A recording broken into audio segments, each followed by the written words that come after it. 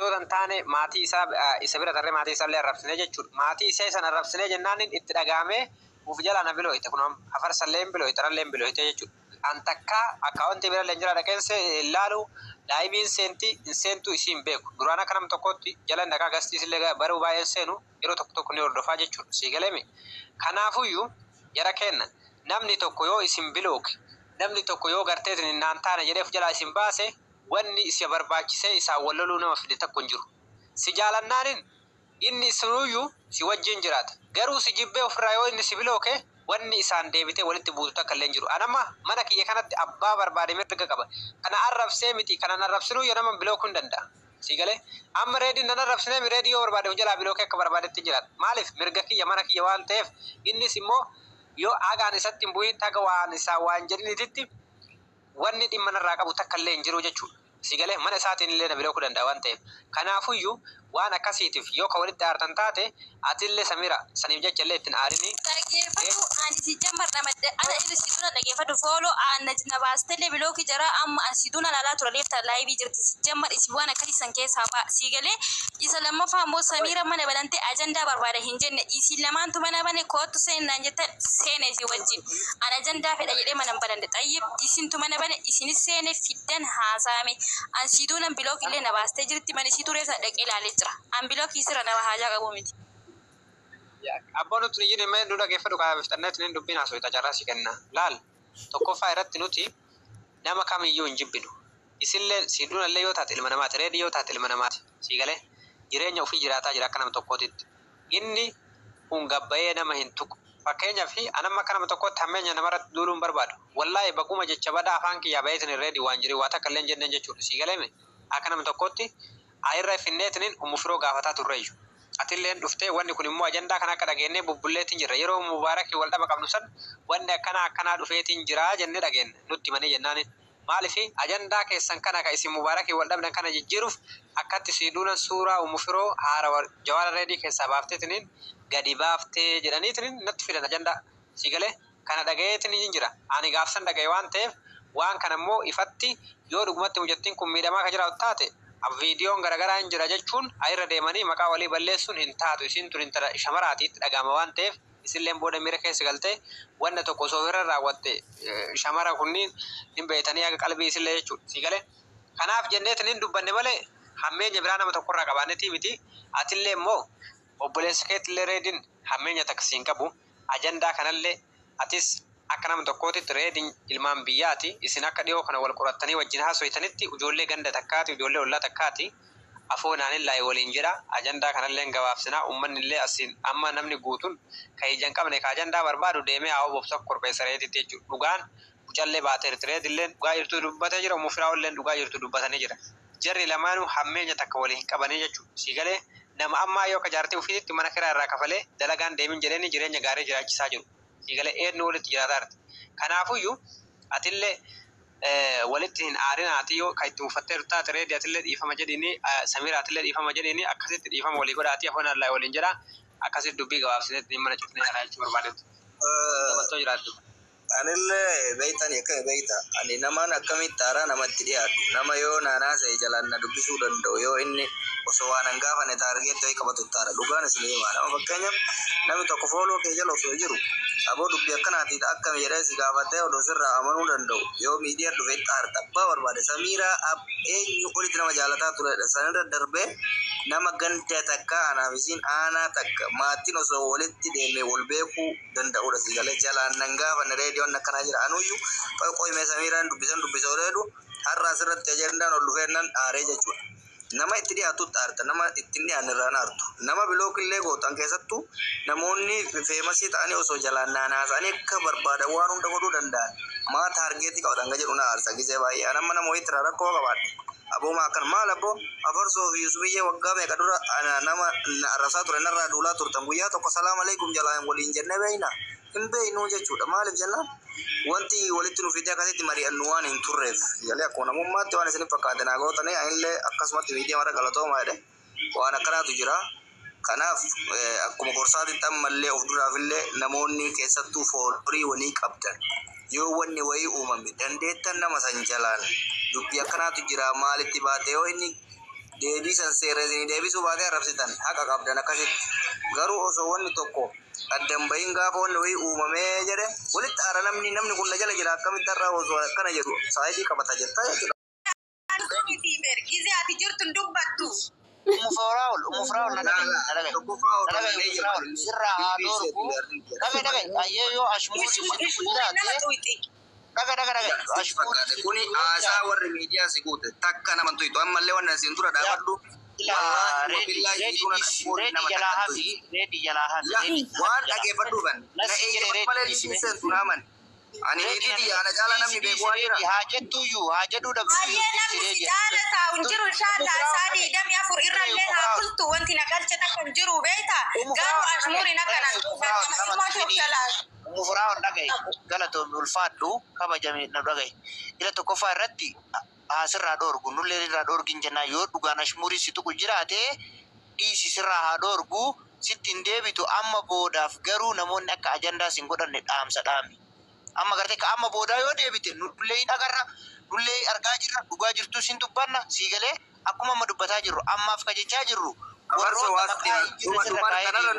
tanarran dubbadhu dhageeffadhu namni kun yoo ashmuuriin arrabse amma fakkeenyaaf ustaas Sheeriyaar Gammadaa jidduu anaa fi mufraa ol jira yoo wanni wayii uumame itti himtee anatti himaan itti madhee itti hima akkana na goote jettee ragaa wayii dhageettariidi afacha afaanitti si qaba Sheeriyaadiin guyyaa meeqa itti bilbilee inarraa haa dhogguu itti himaa jedheen jennaani ayatii anaan jedhe naa dawwalee ayatii dhiisii guyyaa hundaayu dhiisii mee jalumaa hafi miidiyaa kanaa naan jedhan sababa hojjetti mee lakka poisii nani miti eegisitti bani doggitu narra sibira teetetti mbera ashmuuri nama tuitife saadii damia maaliif nama jala ofuma keetii yoo deemte jala isii jala deemte hordofte malee kilmaa takka wallaahi rabbii kee kan ilmoo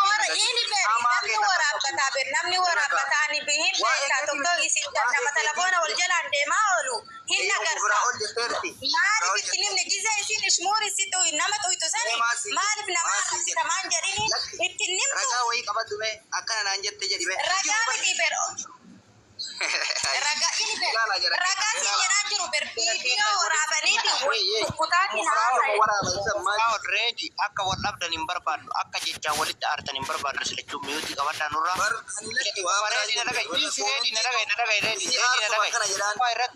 wanuma fedhe yoo ta'e nama dhiiraati ati na dhagaye reedi dhiira sammuu bal'attaa dhiirri gara hedduutti yaaddi ila tokkoffaa jaartii teetiin waanuma fedhe haa ta'u nama arraba yookaan jecha nama jechisiisu akka isiin hin dubbanne kaanuma biraatu namuma biraatu mufraaliin dhiisa siigalee maaliif jennaan bakka xiqqoo takka namni madaa qabu waan deemu san dhugama si'a isumaaf waan jedhame si'a taphni hedduutu jira taphni jaartii nullee gisee hedduun nima hordofnaani dhiisi reedii taphni hedduutu jira taphni taphatan hedduutu jira nama taphatan hedduutu jira reedii kiyya atillee itti mijechamaaf siin jenna ilaa reedii nurraa faami waa'ee mana keenya keessaa zooti waa'ee namaatu dubbatu dhugaa dubban shaayii dhugaarraa maalii kana malee kun immoo ashmuuri yoo ta'e wanna mana keetiillee haa ta'u wanna alaallee haa ta'u reedii kiyya wanna mana keetiillee haa ta'u waanuma namaa walitti nun buufne taphadhu yoo jiraate dhugaan ani kanaaf jedhee gastii keessatti isa kan arrabsamni atillee naa jettee arrabsamini galatoomi ulfaadhu reedii kiyya ustaazni addaan nu baasanii nama guddan nu bira jira kabajaan dhabnu jira kenna ustaaza Iba manogoda malfada ustaza iba manogoda da kifufa assalamu alaikum warahmatullahi wabarakatuh sakalen ko jira ni jira ustaza ni jira assalamu alaikum warahmatullahi wabarakatuh wala kam jirtu fayya keessani nagaa keessani ana janda kasille keessa sirra alhamdulillah galata rabbi media kanarra ammoo jaroonni kullamaan nama radu dura video banadee deebiin cufee miuti godhadhamma miira keessa waan hin beeruu fi nan dubbadha wallahi baay'ee tokko garana nyaattu mufraa'olii fi reediini reedii sagalee keessa lolkaa isaatti koo isii ustaaza sagalee keessa sagaleen koo nagaamu amma jira mufraa'olii fi reediin wallahi hedduu tokko garana nyaattu waan hin jedhu qabu kana da jedhee wallahi waan inni ibsuun qabu akkaatti kabajaasi walii qabdanii haalatii ittiin ishee gargaara dhiifama. Sagaleen koo amma jira.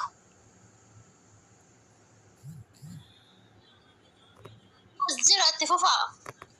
Injira sagaleen. Sagaleen koo amma jira. Yaa injira. Hayyeen irratti bilbilame dhiifama. Haala ati ittiin ishee geggeessitu Mufraa'oliin jechuun waanuma tamma dubbattirraan isheen dubbannaan Mufraa'ol amananirraayyuu jechuudha. Bakka wayii deemuuf jennaan dhufee mucaan irraa fuudhee diida keessa taa'aa ture. Ani deeme jennaan deeme. Ituu kabajaa fi ulfina akkasii waliif qabdanii hireengaa qooda rabbiidha. Rabbuma biraan dabarree. Ituu jaalala akkasii wanta akkasii gidduu keessa jiru rabbiin akaraatti walitti isin naanneessu haadha manaaf abbaa manaa isin haa godhu yoo asitti illee hin danda'amu ta'e. Yoo asitti hin danda'amu ta'e immoo rabbiin hin danda'a. Wallahi walitti isin haa qabu waan biraa waan hin jedhu hin qabu waa'ee kana. Reedii kiyya na dhagaarta.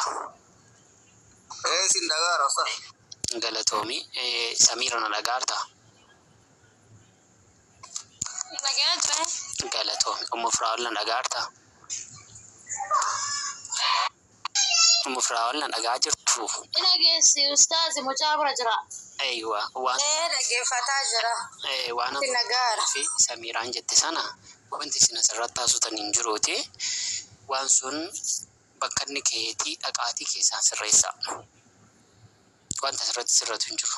Wanta akkasii jechuudha. Keessaan dhaqaatii sirreessa waa tokko waan biraa waan barbaadu hin qabu. Ati immoo Mufraa'ol rabbiin ilma bareedduu kana siif kenneera waan ta'eef an akka kotti jechuudha. Akka kotti akka wallaala kotti wanti si gorsu boleessa hangafaa sii ta'uu danda'a. Boleessa sii gadi sii ta'uu danda'a. Yoo si danda'ame waama miidiyaa jedhamu kanarraa yoo fagaadhu. Fagaadhuuti isaati seentu yaada dhufteef bicha miidiyaa irratti dubbadhu. Miidiyaa irratti hojjedhu sokki. Viidiyoo garaagaraa fakkeenyaaf waan haati manaa reedii dubbattu yoo mummuranii waan garaagaraa godhanii sitti argan hin ilaalin dhiisii bira darbi. Akka kotti maaliif ati nama kabajaa qabdudha. Abbaan manaa kee kun nama kabajaa sii qabudha. Nama masruufa sii kennaa jirudha. Nama ulfina illee sii qabudha. Ammallee ilmoodha kan gidduu keessa hin jiru. Hin hordofiin bakka walumaa gala waan akkasii jechuudha. Hin deemiin bakka waan akkasii dhiisii waa tokko waan si fayyadu hin qabuuti. Ati immoo reedii waanuma nama biraayyuu hin hordofu siin faanaan hordofaa yuutuubii kee faanaan hordofaa siin an hordofa rootatti laayivii teessu si majalan jira. Garuu haadha manaa kee hin hordofani. Dhugaa dubbachuu fi in argu ta'e hin beeku natti hin dhufu. Fooloo koo jalatti hin jirtu ta'e waan isaan beeku. Wanti si jedhu wanta nama tuqa jedhamu waan kamiyyuu jechuudha. Fakkeenyaaf haati manaa koo ani haadha manaa koof waan akkas akkasittiin hojjedha. Dubartiin tokko garuu akkas akkasitti hojjechuu hin beektu jettee yooma jecha kana fayyadamtee yoo hin ta'u jechuun fakkeenyaaf nama biraa tuquu fakkaata. Isheen immoo na tuqti jettee miira keessa galuu dandeessi. Yeroo kana immoo ilmooti isin gidduu jira waan ta'eef sheexaannis isheetti waan garaagaraa fakkeessuu danda'a. Isheen namuma keenya gorsuuf dubartootuma keenya gorsuuf yoo isheen akkasitti gadi baatee waan kana hojjette jechuudha. Kanaaf waan kanallee akkasitti ilaalee wanta amma ajandaa gootan kan ammoo waan Samiiraan jette kanaa wal qabata waan ta'eef reediidha Mufraa'olii waan kana bakka inni kee sirreessaati. Yoo nama biraa dabalattullee ta'e waan sana sirreessaati. Waan sana balleessa haa badu wanti sun bakka jiru. Kanuma sin jedha galatooma ulfaadha. Dhiifama yoo hin balleesse. Galatooma ustaad badiin hin jirtu. Waanuma sooshaal miidiyaa kanarratti